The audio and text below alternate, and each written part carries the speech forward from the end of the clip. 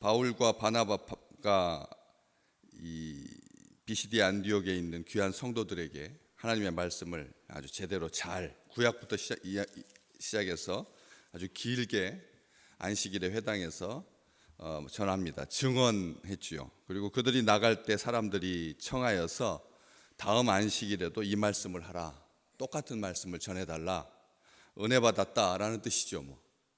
그래서 이 말씀을 다음 안식일에도 하라 이렇게 요청하고 그 다음에 43절 회당의 모임이 끝난 후에 유대인과 유대교에 입교한 경건한 사람들이 많이 바울과 바나바를 따랐다 이렇게 기록하고 있습니다. 이 회당의 모임이 끝난 후에도 바울과 바나바를 따랐습니다. 유대인과 유대교에 입교한 경건한 이방 사람들이 이 바울과 바나바를 따릅니다. 단순히 따르다라고 하는 이 동사가 그냥 뒤쫓아가는 문간까지 아니면 다음 행선지로 가기 전까지 이렇게 한시적으로 임시적으로 그런 게 아닌 거죠. 따랐다라고 하는 이 따르다라고 하는 이 표현은 예수님께서 제자들을 불렀을 때 제자들이 주님을 따랐던 것처럼 전심으로 진심으로 그리고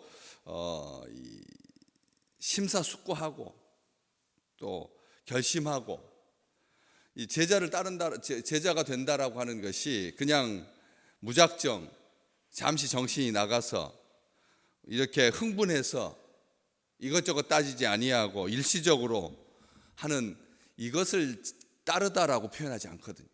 따른다라고 하는 말은 제자가 된다라고 하는 말과 같은 말이고, 그렇기 때문에 이게 한 번의 설교를 듣고 사람이 이렇게 변화될 수가 있을까 싶을 만큼 따랐다라고 하는 이 표현을 아주 누가는 조심해서 쓰고 있습니다.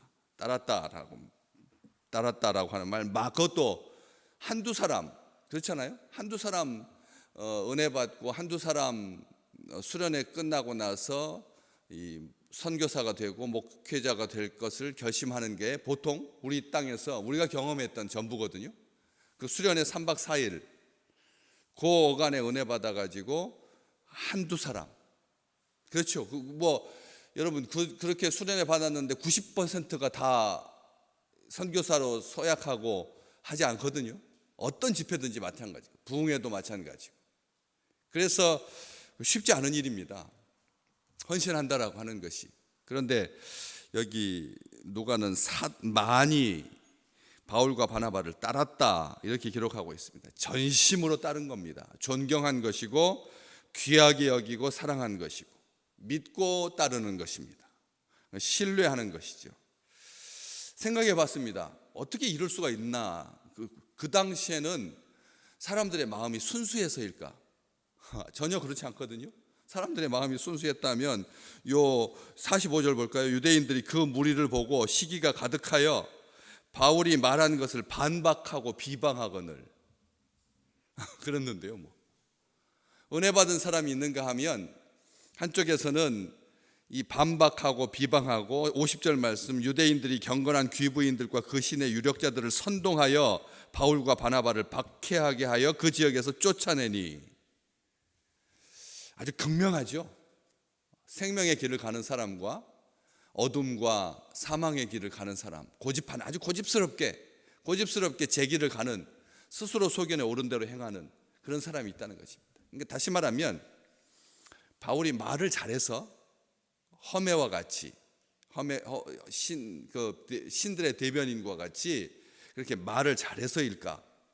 아니면 바나바가 자기 사도들이 이름 붙여준 것처럼 위로의 아들, 권위자, 권면을 잘해서일까? 여기 뒤에 바로 이어서 나오거든요. 바울과 바나바를 따로 세운 두 사도가 더불어 말했다. 이 더불어 말했다, 두 사도가 더불어 말했다고 하니까 두 사람끼리 바울과 바나바가 함께 이렇게 이 문제에 관해서가 아니겠죠. 이렇게 사람들이 이럴 수가 있나? 우리가 한번 검증해 보자. 몇 퍼센트가 진짜인가? 이렇게 두 사도가 말했다는 게 아닙니다. 그 뒷말을 했다는 거죠. 뭐라고 더불어 말하고 항상 하나님의 은혜 가운데 있으라 권했다. 이 더불어 말하다라고 하는 이 말이 우리 한국어 성경에 보면 이게 대상이 누군가? 지금 경건하고 유대인들과 유대교에 입교한 경건한 사람들, 많이 자기를 따르는 그 사람들과 함께 말했다는 거죠. 그렇죠? 그리고 나서 더불어 말하고 항상 하나님의 은혜가 있으라 권했다. 그러니까 이게 방향이 앞쪽입니다. 이 더불어 말하다라고 하는 말이 앞쪽에 붙는 거지 뒤쪽에 붙지 않습니다. 더불어 말하는 것 속에 항상 하나님의 은혜 가운데 머물러 있을 수 이게 포함되긴 하지만 앞쪽을 강조, 중간에 있어서 앞뒤를 다 이렇게 수식하는 그런 표현입니다. 영어 성경에 보면 urged 되어 있습니다. 충고하고 위로하고 권면하고 용기를 북돋고 그런 말을 했다는 거죠. 비시디 안디옥 사람들에게. 다시 말하면 모임이 딱 끝났을 때 생각해 봅니다. 바나바가 권위를 잘해서인가 아니면 구브로에서 함께 온 사람들이 옆에 뒤에 딱 배경처럼 앉아 있으니까 야, 저 두 사람이 보통은 아니다. 하나님께서 얼마나 그들에게 은혜를 쏟아 부어 주셨는지 그 섬 사람들이 아시잖아요. 섬 사람들은 웬만해서는 육지로 진출하는 걸 두려워하거든요. 섬 사람들은 그 섬 안에서 살고 싶어하지 섬을 벗어나서 이게 뭐 다는 아니겠지만 쉽지 않은 일입니다. 이게 은혜 받았다 그래서 섬을 떠나가지고 이 바울과 바나바, 마가, 요한 이 전도팀에 합류한다라고 하는 게 우리가 생각하는 것처럼 그냥 훌쩍 배 타고 떠나면 되는 게 아니라는 거예요. 어느 지역이든지 뭐 해안가에 사는 사람이든지 자기가 사는 그곳을 떠난다고 벗어난다라고 하는 것은 귀한 일이면서 어려운 일입니다. 그런데 그런 사람들이 함께 온 것을 보고 은혜 받았을까? 그런데 이게 복합적인 거라는 거죠. 다 하나님께서 은혜 주셨기 때문에 이게 가능한 거지만 그 뒤에 숨겨져 있는 이야기들을 우리가 들을 수 있어야 된다는 거죠. 이 사람들이 도대체 왜 많이 바울과 바나바를 따르고 그랬을까를 생각해 보는 겁니다. 그래서 이게 단순하게 군중 심리인가 순식간 그 순간 그냥 뭐가 눈에 딱 씌워가지고 그래서 군중 심리인가 흥분한 건가 아니면 여론 때문에 유행인가 분위기 때문인가 심리를 조작했기 때문입니까? 바울과 바나바가 이 비시디 안디옥에 있는 교인들을 농락하는 것처럼 마술을 부려가지고 현혹하고 미혹해서 그런 것인가 눈속임인가 사익을 추구한 것인가 전혀 아니라는 거죠. 우리가 바로 위에 있는 이 말 우리가 39절, 40절, 38절 이게 결론 부분인데 이 사람을 힘입어 죄사함을 너희에게 전하는 이것을 기억해라 형제들이여.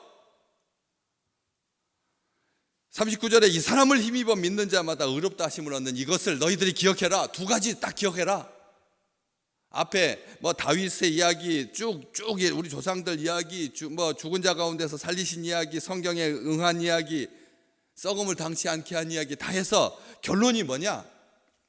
예수 믿고 예수를 힘입어서 죄사함을 선포하는 것이고 그 죄사함 그 은총이 의롭다 하심을 얻게 되는 것 이 모든 것은 우리 주님으로 말미암는다라고 하는 것을 결론을 아주 분명하게 맺어주고 있는 것입니다.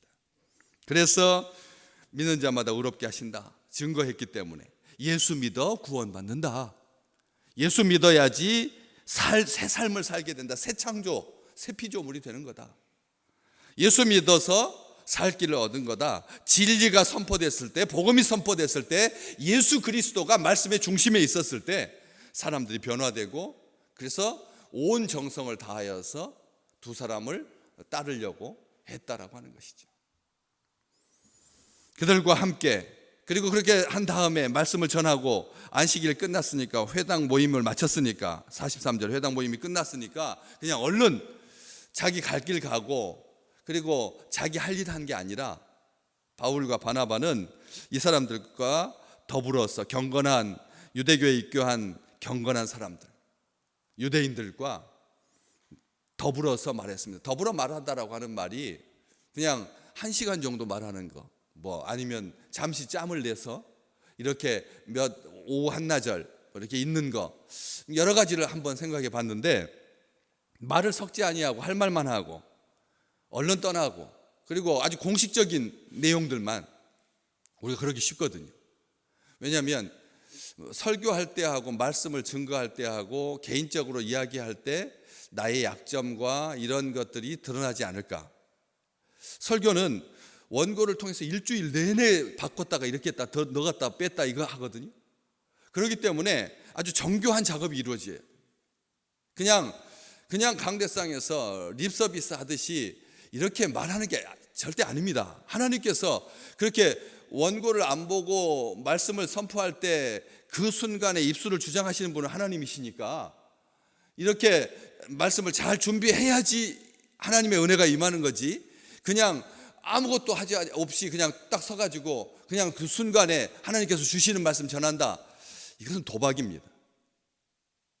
그것은 말이 안 되는 거거든요. 그렇기 때문에 이렇게 설교하고 또 그냥 개인적으로 이야기하는 거하고는 완전히 다릅니다.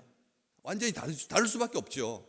그러다 보니까 설교자들의 마음속에는 무슨 마음이 있느냐 하면 그냥 일반적인 이야기는 짧게 하고, 그리고 아주 공식적인 이야기만 웃으면서 굉장히 그렇게 할 수밖에 없습니다. 이렇게 하고 얼른 마무리하고 떠나요. 왜냐하면 흠이 드러나고 실수가 더해지고, 이렇게 해서 앞에 주신 은혜가 까먹지 않도록, 은혜를 잃어버리지 아니하도록 하려고 하는 마음 때문에 조급해지거든요. 저도 늘 지방에서라든지 이런 데 가서 비전 트립에 대해서 강의를 하고 난 다음에 이렇게 그 스태프들과 함께 한참 더불어서 말하는 적이 거의 없습니다. 거의 없습니다. 그냥 얼른 마무리하고 해야지 마음이 좀 시원하고 편안하고 좀 쉬고 싶고 그러거든요. 그런데 그렇지 않았다는 거지. 더불어 말하다라고 하는 말, 용기를 북돋는 게 그냥 툭 던지는 말에 용기 북돋을 수 있죠. 그렇죠? 지나가는 말로 한마디 딱 해줬는데 너는 그렇지 않다, 너는 그렇지 않다 라고 하는 말에 은혜 받을 수도 있습니다. 한마디에 은혜 받을 수 있습니다. 넌 다른 사람과 다르다 라고 하는 그 말에 은혜 받을 수 있습니다. 용기를 북돋을 수 있습니다. 그렇지만 여기에서는 친교하고 교제하고 소통하고 공감하고 나누는 것까지 다 포함되는, 왜냐하면 그 뒤에 항상 하나님의 은혜 가운데 있으라 권한다라고 하는 이 말이 그냥 일시적인 아주 제한적인 어떤 표적인 그런 표현이 아니기 때문에 그렇습니다. 전적으로 하나님을 의지해라, 하나님 벗어나지 마라, 하나님께 딱 붙어 있어라, 항상 은혜 가운데 머물러 있으라고 하는 말이 그런 의미입니다. 하나님과의 관계가 늘 좋기를. 어떠십니까? 우리 신앙생활 하면서 하나님과의 관계가 늘 순탄하고 편안하고 늘 은혜 받고 늘 좋으십니까? 우리가 가끔씩 어떻습니까? 하나님 앞에 여기까지 올라와서 또 은혜 받은 사람들이 주로 특징이 하나님한테 할 말 다 하는 사람들이 은혜 받는 사람들이에요. 저는 우리 식구들이 그러길 원해요. 하나님 앞에 부모한테 대들 때도 있습니다. 진짜 그렇잖아요. 뭐 나쁜 자식처럼 막 머리를 그냥 쳐박고 이런 짓은 하지 않지만 하고 해서는 안 될 말도 할 때가 있거든요. 해서는 안 될 말 할 때가 있잖아요. 왜 날 낳느냐는 말, 일평생 동안 아무도 그런 사람이 없고 전 인류 역사 속에서 2명만 그렇다면 그게 기록으로 남아있고 우리가 그것에 대해서 죄의식을 갖겠습니까?